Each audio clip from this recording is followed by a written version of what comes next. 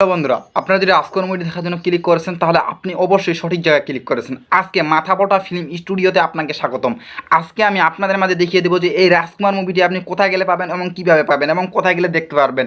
So viewers, আজকে আমি এই রাজকুমার মুভিটির ডিটেলস নিয়ে কথা বলবো। তার আগে বলতেছি মাথামোটা ফিল্ম স্টুডিও প্রথম ভিডিওতে আপনাকে স্বাগতম।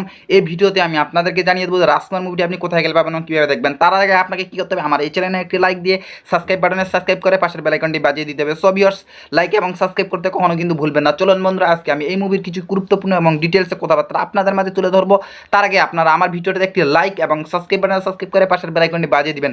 বন্ধুরা, আপনারা ভিডিওটি কেটে কেটে কিংবা স্কিপ করে দেখবেন না। ভিডিওটি কেটে কেটে কিংবা স্কিপ করে দেখলে ভিডিওর আকারে পিছনে মাঝখানে সব কথা কী বলতেছি না বলতেছি আপনি কিছু বুঝতে পারবেন না। তা না করে আমার ভিডিওটি পুনরায় দেখতে থাকুন এবং আমার সাথে থাকুন। বন্ধুরা, এই রাজকুমার মুভিটি হলো 2024 সালে একটি বাংলা ভাষার রোমান্টিক চলচ্চিত্র ফিল্ম মুভিটি। এই মুভিটি পরিচালক ছিলেন হিমেল আশরাফ, যাকে আমরা আশা করে ভালোভাবে চিনি। এই মুভিটি পরিচালক ছিলেন তিনি, প্রিয়তমাতে পরিচালক ছিলেন তিনি হিমেল আশরাফ। সো বন্ধুরা, এই মুভিটিতে অভিনয় করেছিলেন কে? এই মুভিতে অভিনয় করেছেন সাকিব খান এবং কন্টন কফি।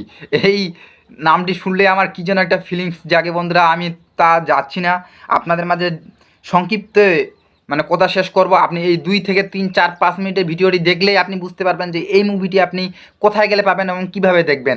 সো ভিউয়ার্স, এই মুভির মুক্তির তারিখ ছিল 11 এপ্রিল 2024 এবং এই মুভির সময় ছিল 1 ঘন্টা 45 মিনিট এবং এই মুভির দেশ ছিল ভারত, ভাষা ছিল বাংলা। সো ভিউয়ার্স, এই মুভিতে নির্মাণ ছিল 8 কোটি আর আয় করেছিল 26 কোটি। বন্ধুরা, আপনারা আশা করি বুঝতে পেরেছেন যে এই মুভিটি কী গুরুত্বপূর্ণ আলোচনা। এই মুভিটির পটভূমি এবং মুভিটির গল্প কী ঘিরে হয়েছিল। বন্ধুরা, এই মুভিটির গল্প ঘিরে হয়েছিল প্রেম, পরিবারের সম্পর্কে এবং একজন স্বপ্নবাস তরুণ বাংলাদেশ থেকে আমেরিকা যাত্রা গল্প নিয়েই অবতীর্ণ হয়েছিল ছবিটি। ভিউয়ার্স, আপনারা আশা করি বুঝতে পেরেছেন যে এই ছবিটি কত গুরুত্বপূর্ণ ছবি এবং আমেরিকা যাত্রা ভ্রমণে প্রেম কাহিনী নিয়ে এই মুভিটি গঠিত হয়েছিল। সো ভিউয়ার্স, রাজকুমার মুভিটি নিয়ে কিছু গুরুত্বপূর্ণ আলোচনা আজকে আমি আপনাদের মাঝে করলাম। আপনাদেরকে প্রত্যেককে অনেক অনেক ভালো লাগছে। এটি একটি প্রিয়তমা 2023 সালের চলচ্চিত্রের পরেই রাজকুমার মুভিটি হিট নিয়েছিল। বন্ধুরা, আপনারা বুঝতে পেরেছেন যে এই রাজকুমার মুভিটি একটি কত গুরুত্বপূর্ণ মুভি। এই মুভিটির ডিটেলস আমি আপনাদের মাঝে কোথা থেকে দেখালাম, এই যে মুভি উইকিমিডিয়া থেকে আপনাদের মাঝে এই ডিটেলস নিয়ে কথা বললাম। সো ভিউয়ার্স, আপনারা যে কোনো জায়গায় যদি এই মুভির ডিটেলস জানতে চান তাহলে আপনারা গুগল ক্রোমে যে